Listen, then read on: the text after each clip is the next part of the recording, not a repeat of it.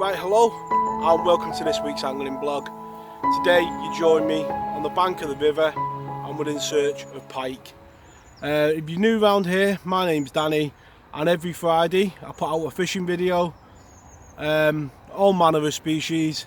One week we might be targeting dace on the river or roach on a still water, carp. The next week, like today, we're in search of pike. So it's a bit of an all-rounder channel, do a bit of every type of fishing. And the way I like to do it is I open the door in the morning, look at the conditions that I'm faced with in the rivers and lakes and canals, and try and pick the best venue that I think is going to give me the chance of having a good day's fishing. Today, and for quite a few weeks now, conditions have been really good for pike. We've had some real results, so I'll put a video in the top of the corner here of a real red letter day that I had recently in search of pike. But today is one of them days that highlights the need to get on your waters. Today there'll be no seeing the silvers. You might see the odd big one jump, but nothing like first light when it's a flat calm. And normally days that start windy normally get worse. So I've got the rods out as quick as I can. Got one on a float ledger, and that's on a tail section of a herring. And on the ledger I've got a skimmer bream. I'm going to see how it goes, see how conditions go, and if they get worse we'll think about making a move.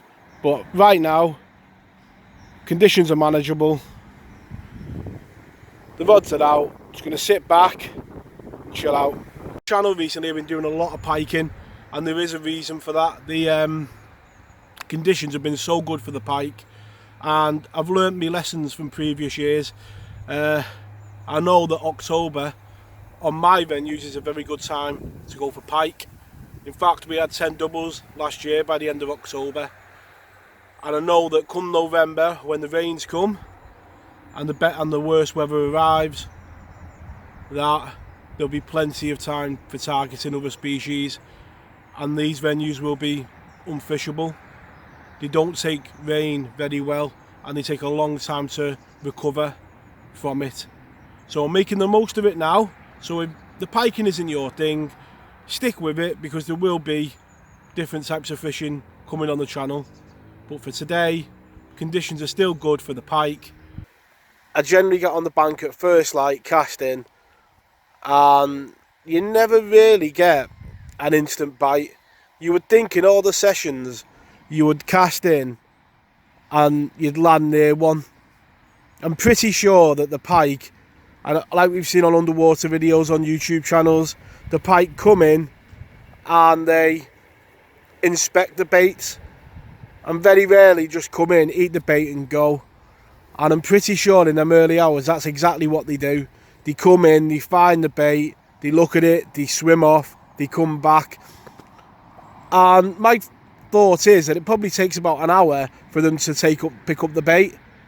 Sometimes obviously you cast in the middle of the day and you get a run really quick, but I just think that's, you generally cast to the same area, and I think them pike are sitting in the area knowing that food's there, and it's an instinct then to go for the bait once it's fell through the water again.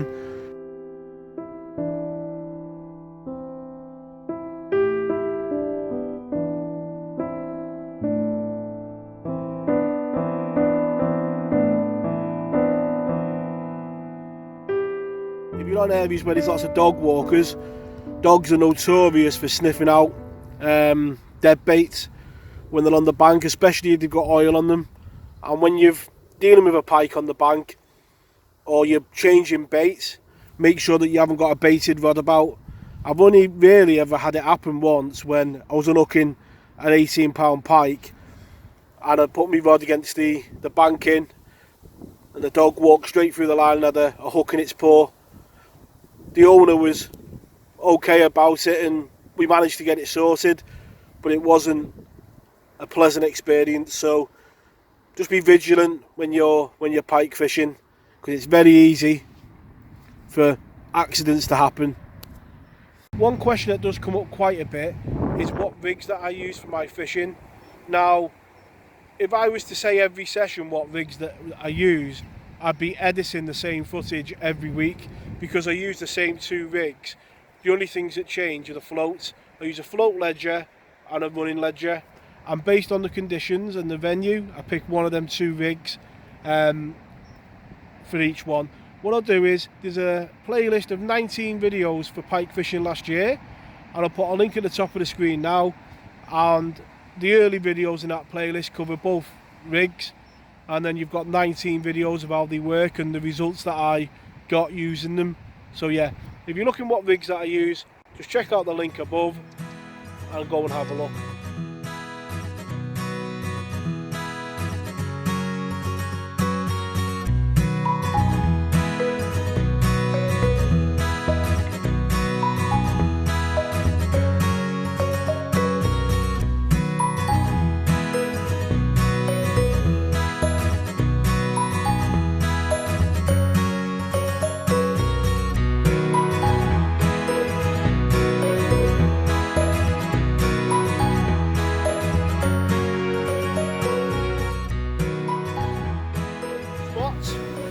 And within half an hour the rod was away, and double number 7 of the year, and if it's a scraper double at £10.2, it is a scraper.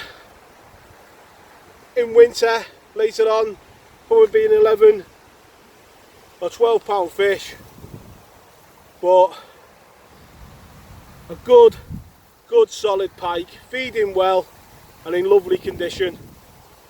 A bite that quick bodes well for the next hour or 2, but as I always say, come for one bite, and if you get a fish, I'm made up.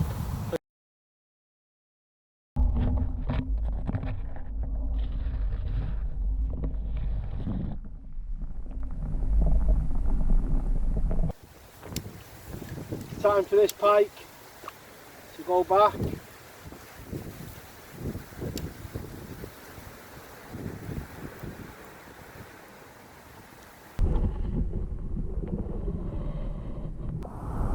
So literally minutes after putting that other pike back, the rod's gone again, and it just shows, you know, feeding patterns, and you know, the shoals getting more tightly knitting together now. As it's getting colder, the shoals are getting more shoaled up, the silvers, and so the pike are more condensed as well. But when you find them, that's 2 fish in about half an hour. Let's get it on the unhooking mat and get it unhooked. So, second pike.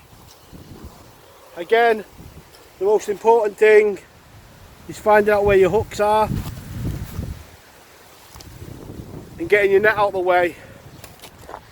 Right, so the pike's on the mat. Now, here, if you look closely, you can see the hooks are on this side, and I can actually feel inside that my fingers are touching the pike, the hooks. So it's really important to get used to maybe unhooking pike on both sides. Now this one is, some pike just don't open the mouths as easy as others. This one wasn't coming off, right in the scissors.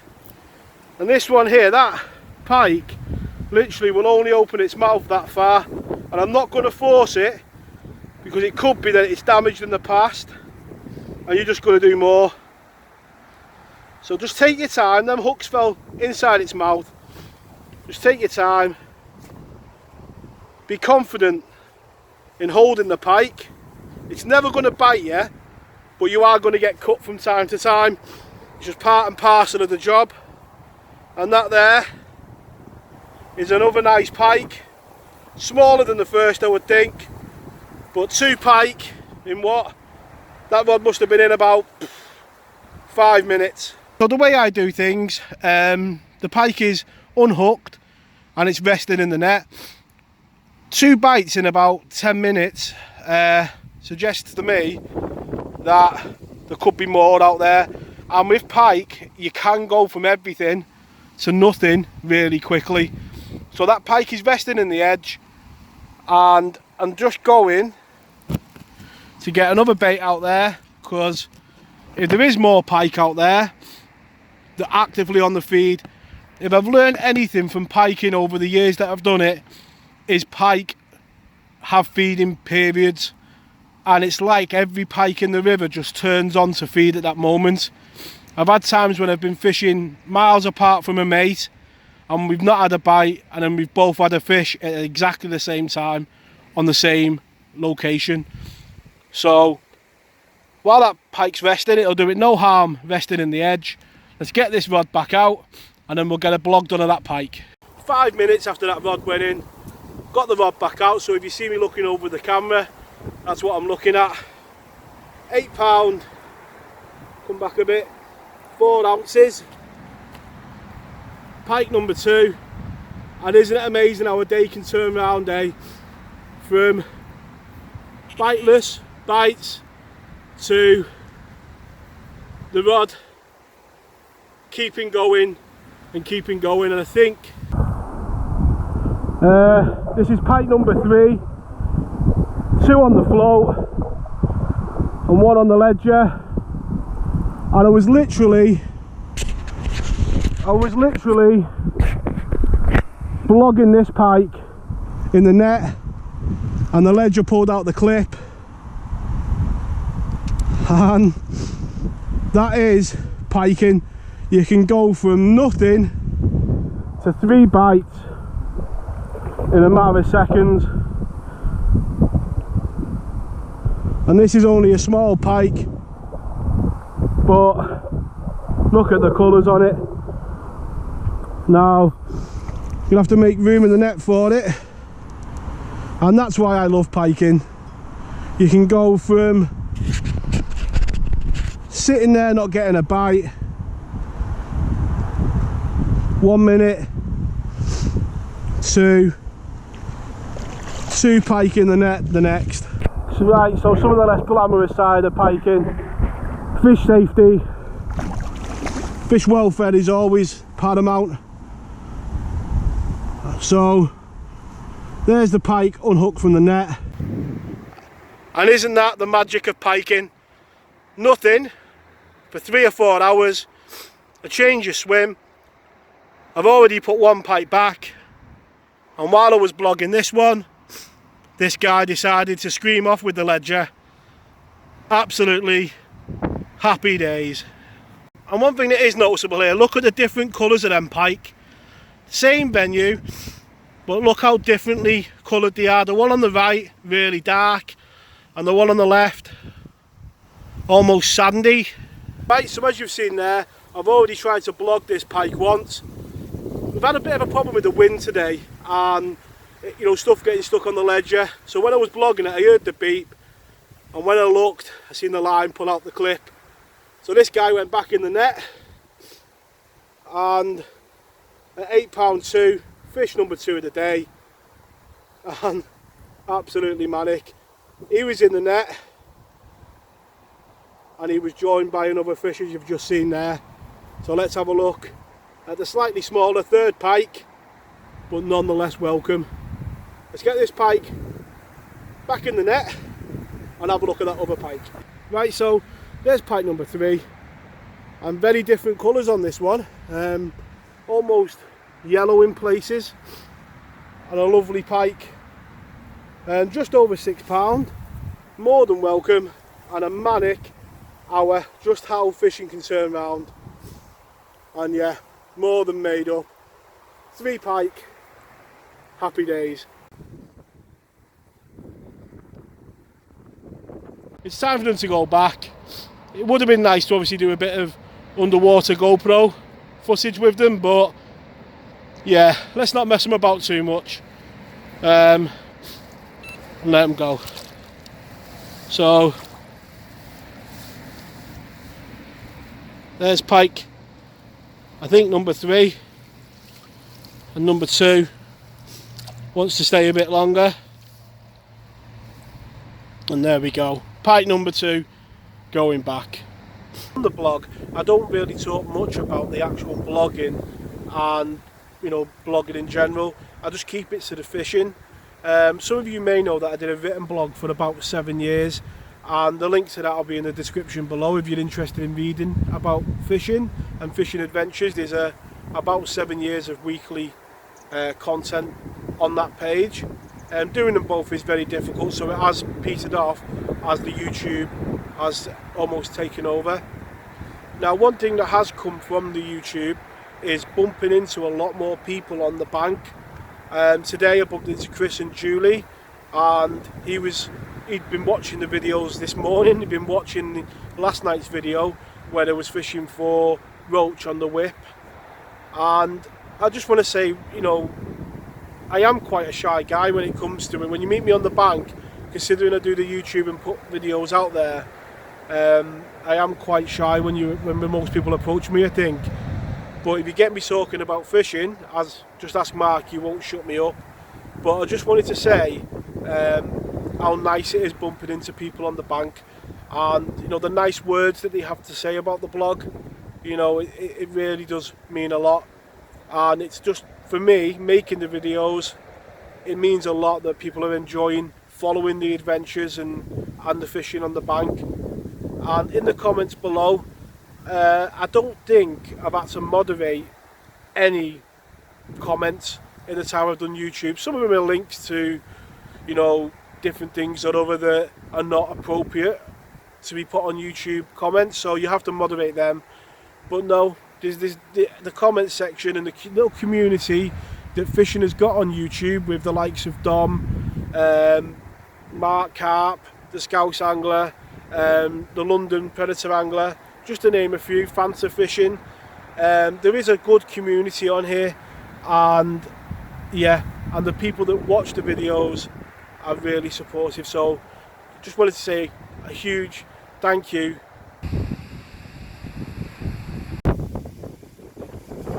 So we're back in the car now, and the session's come to an end. As always, there's a bit of a look back at the session. Literally sat there for 4 or 5 hours without a bite. Decided to move, and within 10 minutes, 15 minutes, the first rod was away. Dealt with the fish, blogged it, cast the rod back in, and then released the fish. I looked up and I noticed a little twitch on the rod, and within 5 minutes that little twitch has developed into a run. And then, like you've seen, I was blogging the fish, and the ledger pulled out the clip. And after that, that was basically it. I tried moving the rods around, moved one of the rods again, and that was it. And it just shows at the moment how compact the shoals are getting, and the silverfish are really concentrated. I'm pretty sure had we arrived here with a flat calm this morning, you would have seen the silvers tightly shoaled where I had them pike, and not where the fish to begin with. And that is a sign of change. Fish are always miles ahead of the weather. You see rivers where fish shoal tightly in one stretch. Certainly on the River Dee, there's one stretch where the fish all just go to, but it's not necessarily the first frosts and stuff like that send them there. The fish start arriving a lot before that, and I think the same's kind of happening here as well. So yeah, made up with 3 fish. The weather is on the turn, and I'm out on the stick float tomorrow, so we'll see what that bodes. But tight lines to you all. Thank you very much for watching. Tight lines in your own fishing, and I'll catch you all next time.